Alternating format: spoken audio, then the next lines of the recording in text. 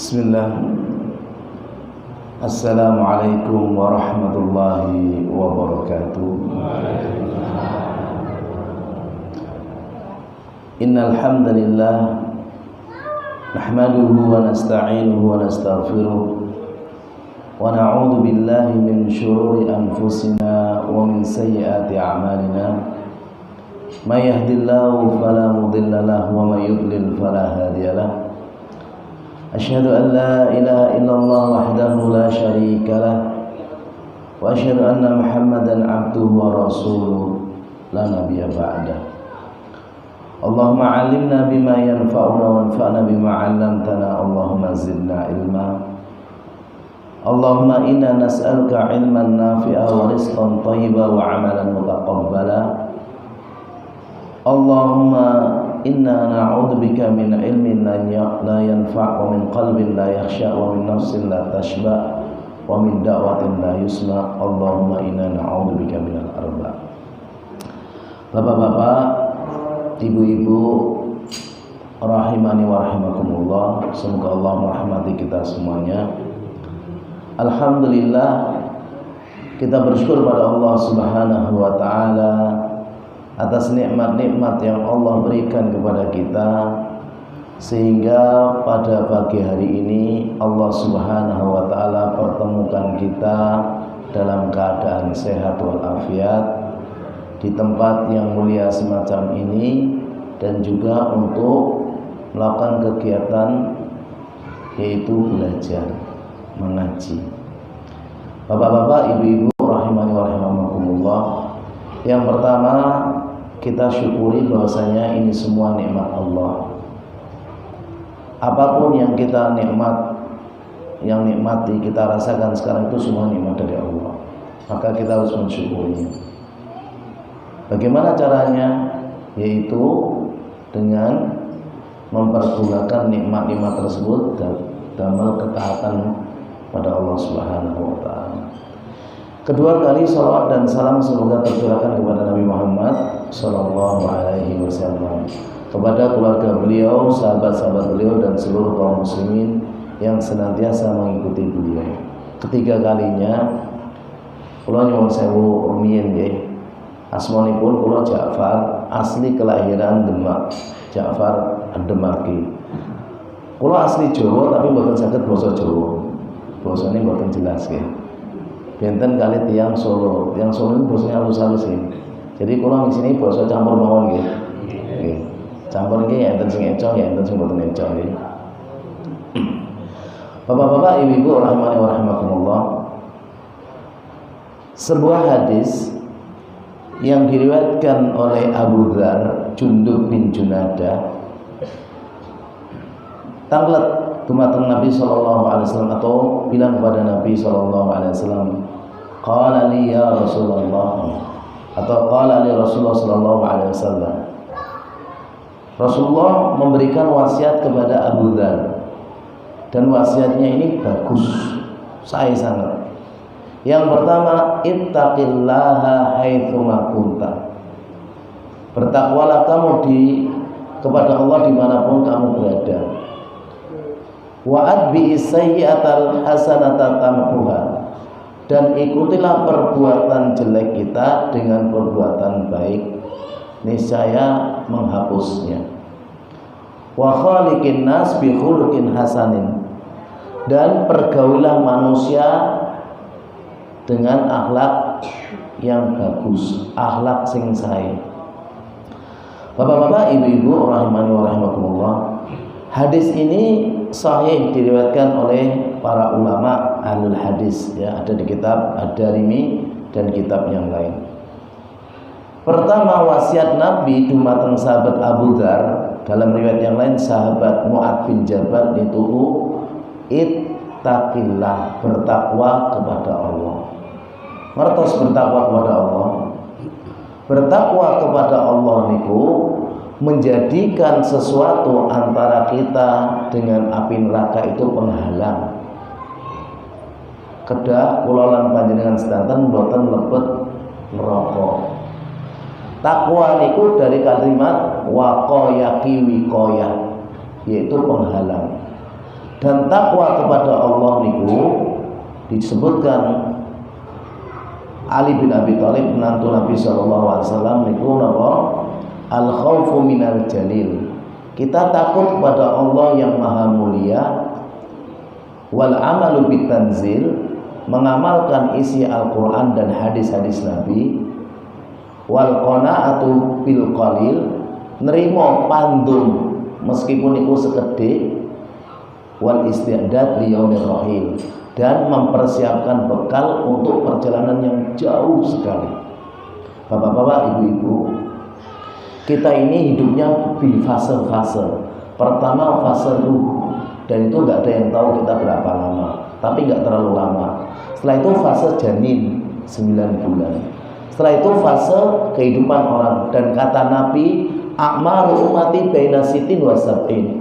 Umur umatku ini antara swidak kali 7 doso. Wa aqallu man yajuzu dzalik, dan sedikit yang lebih daripada itu. Dan setelah itu nanti ada perjalanan alam barzakh. Kemudian perjalanan masal. Di situ panjang. Satu harinya di sana khamsina alfasana, 50.000 tahun. Makanya kita disuruh bertakwa. Karena janji Allah, takwa niku wa may yattaqillaha yaj'al lahu makhraja. Pasti ada solusi. Pasti ada jalan keluar bagi orang yang bertakwa. Wa yarzuqhu min haitsu la yahtasib, dan Allah beri ganjaran, Allah beri pahala, Allah beri rizki dari jalan yang enggak disangka-sangka. Niku takwa. Dan keutamaan takwa banyak. Makanya di ayat itu di Al-Qur'an ada 6 kali Allah sebutkan la'allakum tattaqun. Lah poso niki, poso sedanten baru niki.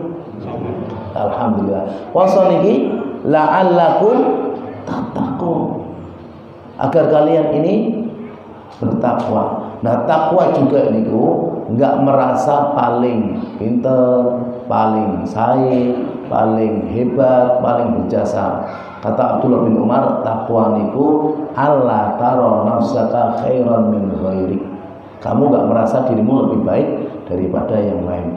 Maka takwa ini sebuah kalimat yang mudah diucapkan oleh lisan, tapi ini benar. Karena orang takwa niku hubungan dumateng pangeran Allah niku sae, hubungan kali makhluk niku sae. Niku namanya takwa. Dan takwa faedahnya kata anak ajeng disebutke. Ya. Kemudian takwa niku bukan hanya cuma di lisan, bukan hanya cuma di bibir, tapi kata Nabi, ittaqillah haitsu ma kunta. Dimanapun, di tempat ramai takwa, di masjid nggih takwa, di tempat sepi nggih takwa, di rumah nggih takwa. Kata Nabi, at-taqwa hahuna. Takwa itu di sini. Jadi pakaian meskipun kelihatannya rapi putih belum tentu takwa. Pangkat, dudukan itu enggak menunjukkan orang takwa. Takwa itu di sini, yang tahu dirinya sama Allah. Kalau dalam kondisi sepi, kula napa jenengan niku kiambaan teng kamar, ajeng ningali sing Allah niku mboten sios, niku takwa. Tapi nak kondisi rame niku saged takwa, kondisi sepi mboten takwa niku mboten takwa sejati. Takwa niku dimanapun, kapanpun, dengan siapapun. Ya, dan ini perintah ittaqillaha haitsu ma kunta. Termasuk kesalahan tiang niku takwa waktu rame, sepi jadi bahaya. Dan niku mboten angsal. Dan niku bahaya orang-orang semacam itu. Yang nomor 2 yang disebutkan adalah wa'at bi sayyi'atal hasanata tamuha. Dan ikutilah perbuatan yang jelek niku dengan perbuatan sing sae yang bagus. Niscaya perbuatan yang bagus itu akan menghapuskan semua kejelekan. Contoh, ada orang dari kecilnya agamanya Konghucu atau Buddha sampai umur 60 tahun. Kemudian masuk Islam, maka semua salahnya itu dihapus, diberikan pahala kebaikannya oleh Allah. Jadi kalau kita berbuat jelek kemudian berbuat baik, itu akan menghapusnya. Dulunya masa mudanya foya-foya, tua-tuanya tobat kepada Allah, ya dihapuskan. Karena ini jamaah perhatikan, sebaik apapun orang itu punya masa lalu. Ini apa betul? Dan masa lalu itu kalau kita buat jadikan pelajaran biar kita nggak terjerumus lagi. Dan sejelek apapun kita sekarang ini punya masa depan. Masa depan yang terbaik apa? Mengikuti ajaran Allah, ajaran Rasulullah. Niscaya kalau kita berbuat baik itu masuk Islam, masuk ilmu, masuk berbuat baik. Yang jelek itu dihapuskan bisa sampai habis. Itulah ya, wa'ad bi sayyatal hasanah. Karena kita semuanya pasti punya salah, punya dosa. Kulo jenengan niku sami. Kadang lisan niku kepleset. Kadang nggih seneng plesetan. Gitu. Demikian juga tangan, demikian juga mata, demikian yang lain. Maka orang yang terbaik itu bukan orang nggak punya dosa, dan nggak ada ceritanya orang nggak punya salah, nggak punya dosa, nggak ada. Kata Nabi, kullu bani Adam khata', semua anak Adam manusia itu pernah salah, pernah dosa. Wa khairul khata' at-tawwabun. Yang terbaik itu kalau salah, kalau dosa langsung segera tobat. Yang salah minta maaf, yang dulu perbaiki, itu yang terbaik. Nabi punya salah nggak? Punya. Tapi Nabi itu kesalahannya diampuni, dosa yang lalu dan akan datang. Contohnya di surat Abasa. Abasa wa tawalla. Oh, Nabi berpaling dari Abdullah bin Umi Maktum. Okay? Ya, ternyata ditegur sama Allah. Kamu bermuka masam dengan orang buta. Karena mementingkan orang kaya. Ditegur sama Allah. Tapi kalau Nabi itu kesalahannya sudah diampuni. Nah, kita yang belum diampuni banyak-banyak istighfar. Terutama bulan Ramadan semacam ini. Kalau istighfar kita bagus, Masya Allah, kita akan beruntung nanti di akhirat. Demikian juga umur. Dulu Fudail bin Iyad, Fudail niku riyene perampok di padang pasir. Umur 50 tahunan tobat, masuk Islam, ya masuk jadi penuntut ilmu, jadi ulama. Beliau memberikan nasihat yang bagus. Beliau nanti ketemu kali tiang umurnya 60 tahun. Tangklet, kam umur kah? Mbah, pinten umurnya? Niki enten sing sudah. Enten, pinten Mbah? Sudah, Utang dosa, Masya Allah. Niku enten bonus ya. Nah niku tanglet, pinten umurnya Mbah? Situ nasana. Sudah tahun. Kata Fudail, idan anta mundu sitina sana tasiru ilallah.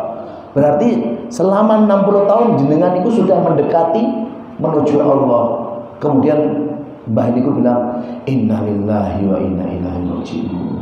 Sesungguhnya aku milik Allah, kepada Allah juga akan kembali. Maka Fudail mengatakan, ya akhi, hal arafta ma'na? Mbah, jenengan ngertos maknane mboten? Ya ngertos. Maksudnya kula niki hambane Allah dan kepada Allah nanti kita kembali. Maka Fudail menimpali, barang siapa yang mengenal dia itu adalah hambanya Allah, dia tahu dia akan kembali kepada Allah, maka dia akan ditanya selama kehidupan dia semua urusan dia. Terus orang itu takut.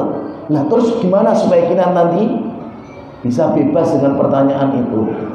Maka kata Fudail, ini ucapan ini dengerin. Tahsin fima baqiya, perbaiki sisa umur yang ada. Yaghfirullahu laka ma madha wa ma baqiya.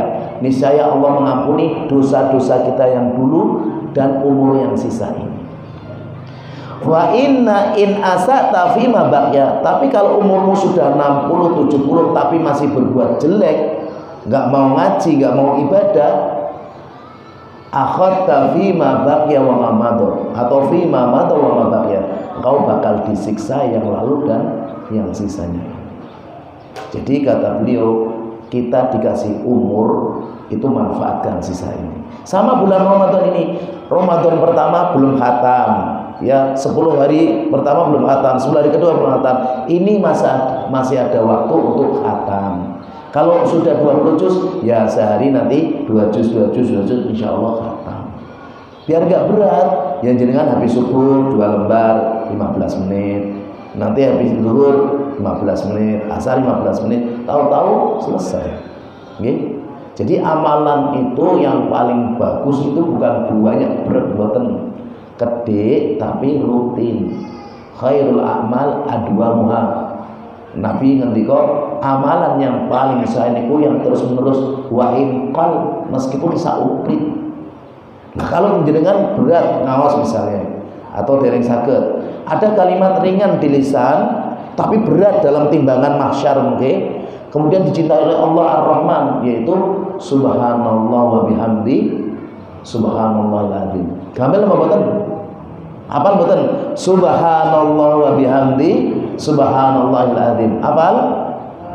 Coba 1 2 3. Niku per menit niku pun angsal pinten. Nak mengke ditulis catatan amalan kathah. Ibu kali masak saged. Ya, mas-mase kali goes nggih saged. Bapak kali macul nggih saged. Apane sambil layah-layah wis saged mulih. Tapi seringnya menungso lalen. Karena menungso niku namanya nisyan, gampang lali. Nah, gitu apa betul? Nggih. Wong undangane jam 09.00 baru kilingan jam 09.00, nggih, kadang ngoten. Nah, kemudian yang ketiga, wa khaliqin nas bi khuluqin hasanin. Niki ajaran Islam yang bagus. Ya, pergaulilah manusia dengan akhlak yang baik. Bapak-bapak, ibu-ibu, kita ini sama-sama makhluk yang Allah ciptakan, sama maamnya, sama ininya. Kalau ada orang lain berbuat baik dengan kita, kita senang, kita juga harus berbuat baik dengan orang lain. Contohnya berbuat baik apa? Suka ngeloroi, senyum, salam, tebarkan, saling ngasih hadiah, ya, sapa, tegur sapa, ini berbuat baik. Tidak mengganggu, tidak mencela, menghibah, ya, ini berbuat baik. Dan perbuatan-perbuatan baik itu gampang menyebabkan orang masuk surga. Dulu ada pendeta Nasrani namanya Abdullah bin Salam. Dibilangin sama orang-orang Muhammad tuh begini. Dia membuktikan sendiri. Nah, Muhammad ternyata bukan pendusta. Orangnya ganteng, putih, resik, omongannya lembut. Dan ucapan pertama kali yang didengar oleh Abdullah bin Salam, ya ayyuhan nas afsus salam, wahai manusia tebarkan salam. Wa at'imut ta'am, suka beri makan orang lain. Wasilul arham, sambung silaturahim. Wasallu bil laili wan nasu niyam, dan salatlah malam waktu manusia tidur enak. Tadkhulu jannata bisalam, niscaya kalian itu masuk surga dengan selamat. Maka Abdullah bin Salam senang mendengarkan ini, dihafal dan disampaikan orang. Tak kalah Nabi tanglet sama orang-orang Nasrani. Orang Nasrani atau orang Yahudi itu ya. Sampean percaya nggak Abdullah bin Salam orang yang baik? Dia orang yang paling baik di antara kita, bapak terbaik dari anak-anak kita, anak terbaik daripada bapak-bapak kita. Kalau dia masuk Islam, nggak mungkin. Abdullah, sini Abdullah. Gimana Abdullah? Asyhadu an la ilaha illallah wa asyhadu anna Muhammadar Rasul. Kata orang-orang yang benar, Abdullah bin Salam, orang terjelek di antara kita, anak terjelek dari bapak-bapak kita, dan bapak terjelek dari anak-anak kita. Nggak jujur mereka. Dan ini yang menyebabkan Abdullah bin Salam masuk Islam. Maka jamaah sekalian rahimani wa rahimakumullah, kita kalau sudah diberikan Allah keimanan Islam, kemudian kita sudah diberikan oleh Allah kemudahan-kemudahan dalam urusan dunia dan agama, kalau kita nggak berakhlak mulia, maka orang akan melihat, Islam itu jelek. Karena orang itu akan melihat sesuatu yang zahir, yang nampak. Maka sikap seorang muslim itu menjaga lisan, menjaga mata, menjaga tangan. Kata Nabi SAW, al-muslimu man salimal muslimuna min lisani wa yadi. Seorang muslim sejati, muslim yang lain niku selamat kalian lisane, selamat kalian tangan. Itu muslim, apalagi selain muslim. Dan orang muslim nggak boleh berbuat zalim, berbuat jelek kepada orang selain muslim atau non muslim. karena hukumnya juga haram, karena Islam ini adalah agama rahmatan lil alamin. Gitu bapak-bapak, ibu-ibu rahimani wa rahimakumullah. Dari hadis yang pendek ini bisa kita ambil kesimpulan, ya, faedah. Nomor setunggal, sempurnane nasihati Nabi. Kita ini diminta untuk jadi orang bertakwa. Caranya dengan apa? Dengan kita menjalankan perintah Allah semaksimal mungkin, sekuat tenaga, dan meninggalkan seluruh larangan Allah. Yang kedua, kita diperintahkan perbuatan-perbuatan yang sudah kita lakukan, perbuatan kejelekan, segera perbaiki dengan perbuatan baik. Kalau keliru suami istri, ya segera minta maaf. Enggak suami enggak istrinya sama. Jangan kalau suami yang keliru minta maaf, istrinya enggak mau. Atau yang istrinya salah enggak mau minta maaf. Biasanya ngoten mboten, Pak. Nggih, Bapak bilang nggih. Nggih mboten, Bu? Nggih, berarti leres ya. Dan yang ketiga, kebaikan-kebaikan itu akan menghapuskan kesalahan. Ya, makanya banyak-banyak berbuat baik. Lisan kita gunakan yang baik, mata kita, telinga kita, tangan kita. Apalagi di bulan Ramadan ini, ibu-ibu terutama ibu, kalau puasa Ramadan masih suka nggak menahan lisan, suka menggibah orang, mengunjing orang, kata Nabi, man lam yada qaulaz zur, yang nggak meninggalkan ucapan dusta, bohong, goro, falaisa lillahi hajatun, Allah nggak butuh fi ayyada atau amahu wa syarabahu, dia meninggalkan makan dan minumnya. Dan yang terakhir, faedah dari hadis ini, berusaha berbuat baik dengan seluruh makhluk, terutama manusia. Berbuat baik dengan cara apa? Dengan cara belajar.